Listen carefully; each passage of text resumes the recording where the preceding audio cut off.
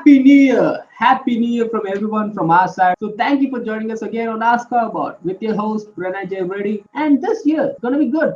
I can feel it. It's 2021. The sky is sunny, clouds are there, and the virus is gone.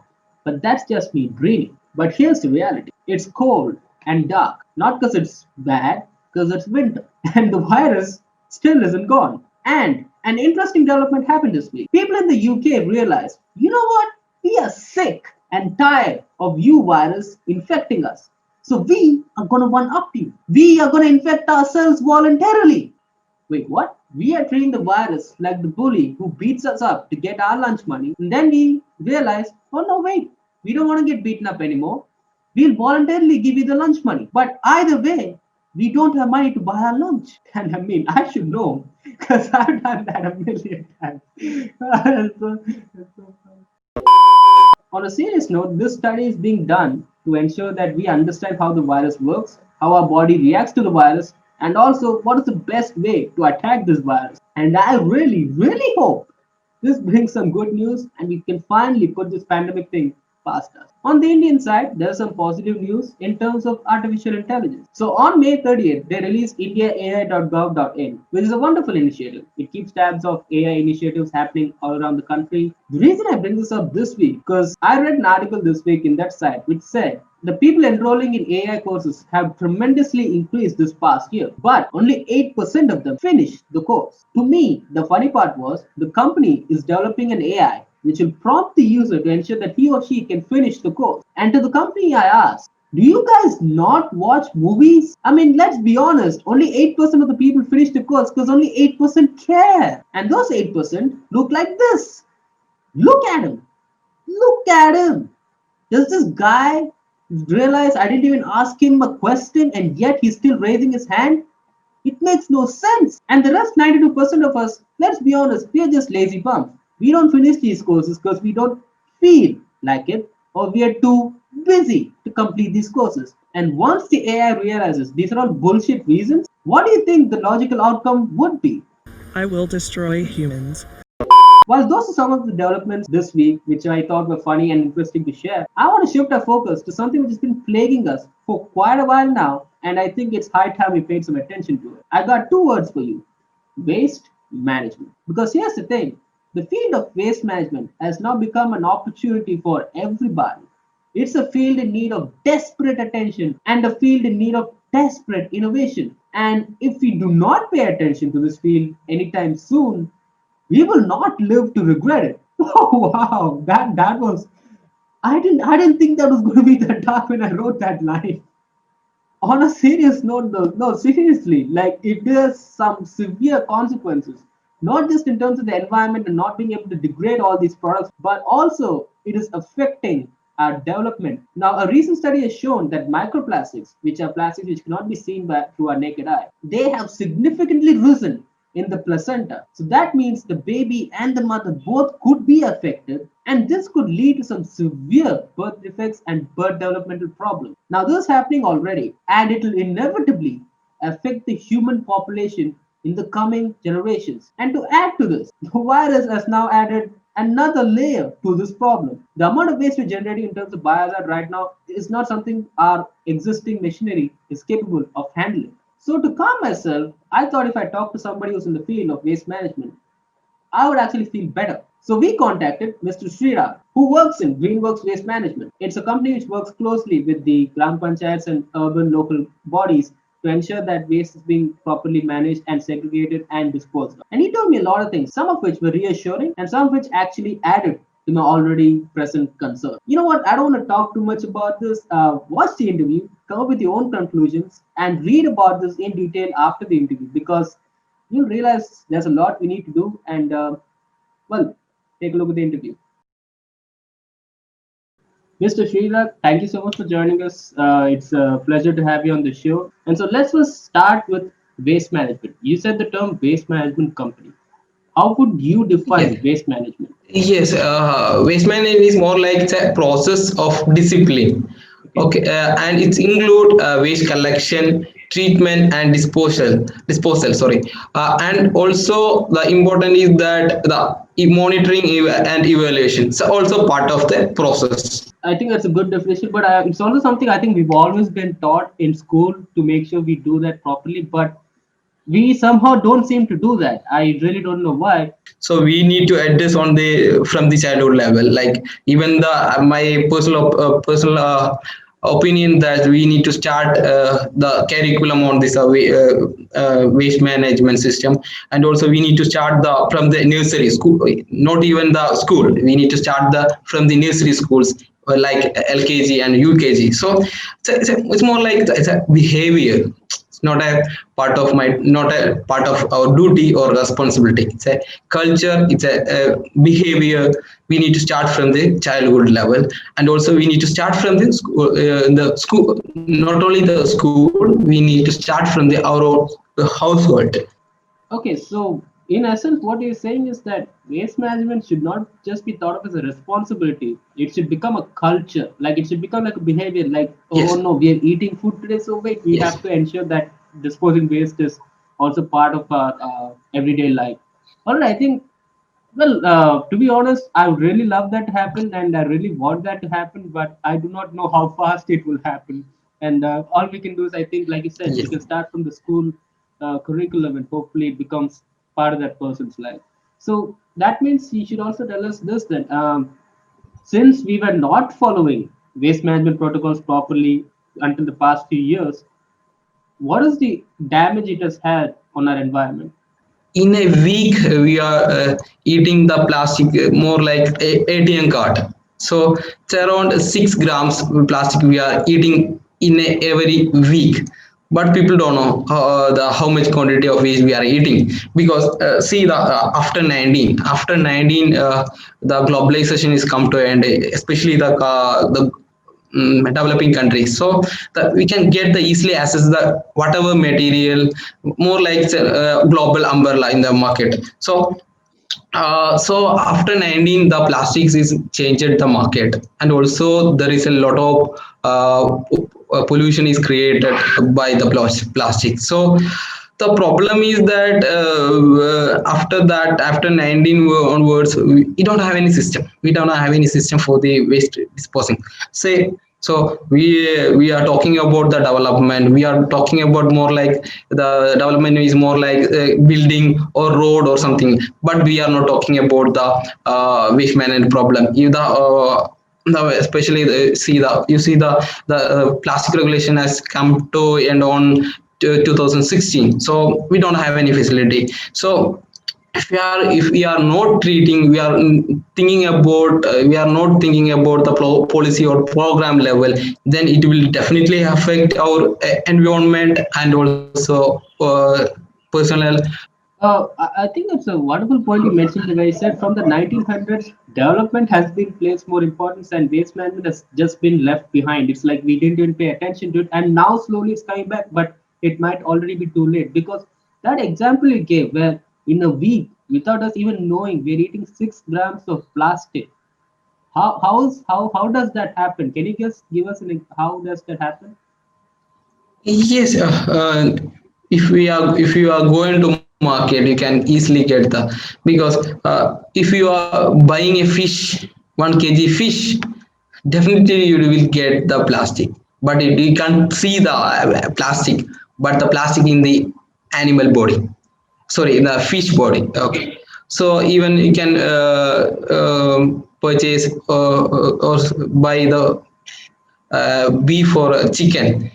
So plastic is there, but you can't see that the plastic, the plastic in the body or whatever. In the we can now we the in the vegetable market we can see that the plastic, the covering the plastics, but we can't see the plastic a person who eating. But in a week, some studies are saying that the in a week the people who eat plastic more like a ATM card, so like 6 grams.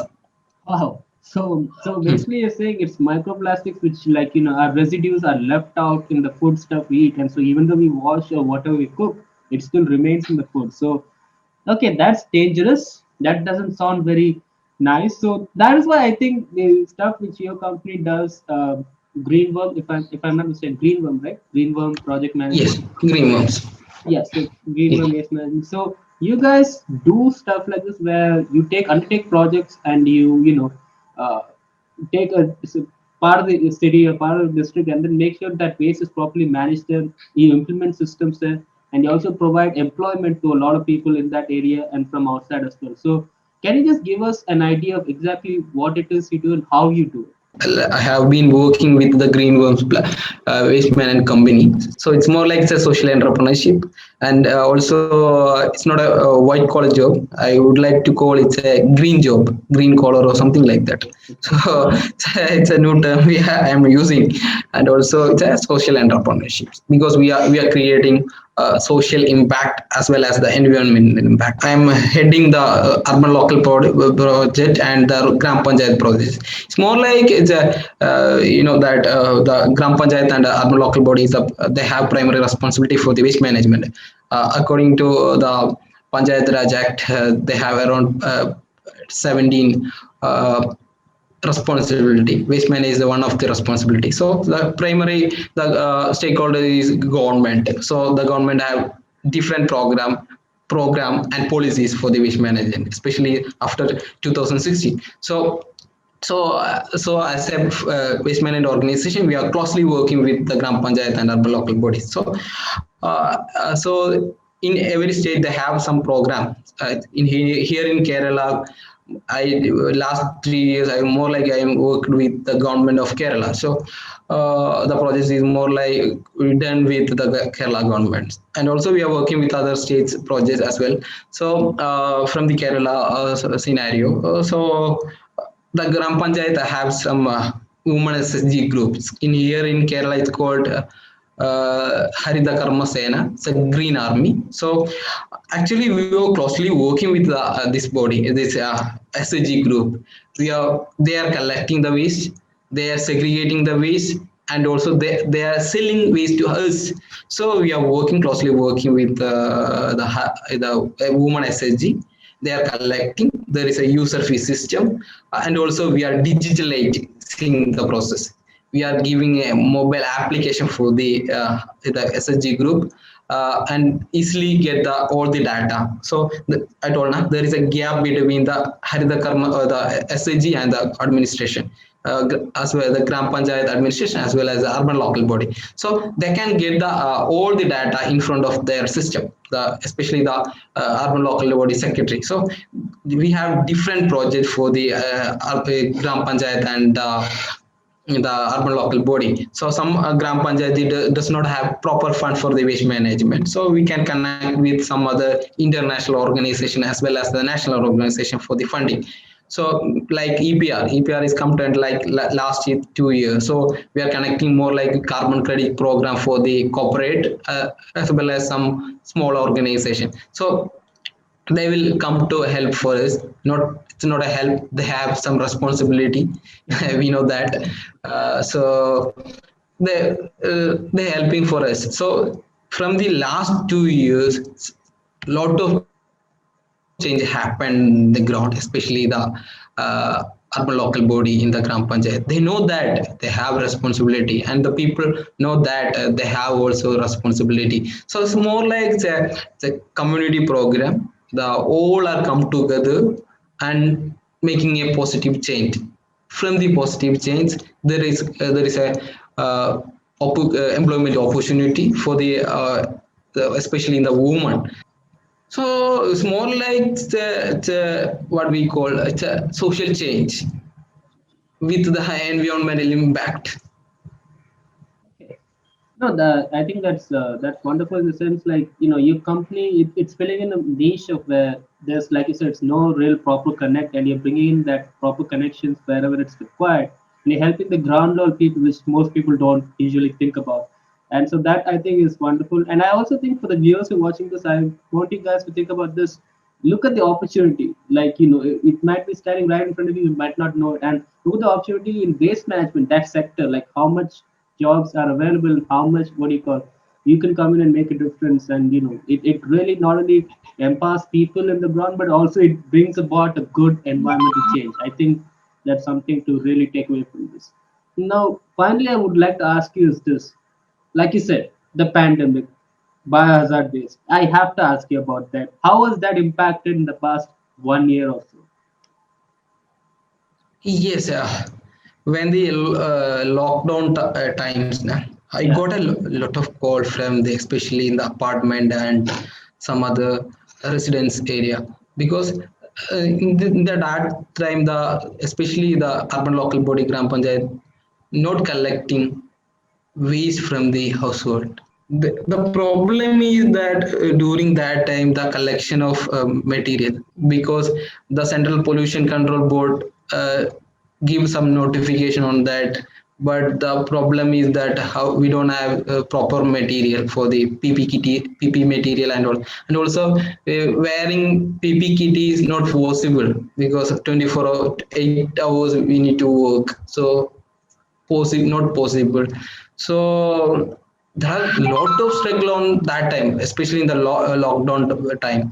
There is a lot of rules and regulation on that. So but after 2 3 months we got some clear cut notification from the central pollution control board. After that we started, but the currently also we are struggling on the biomedical waste.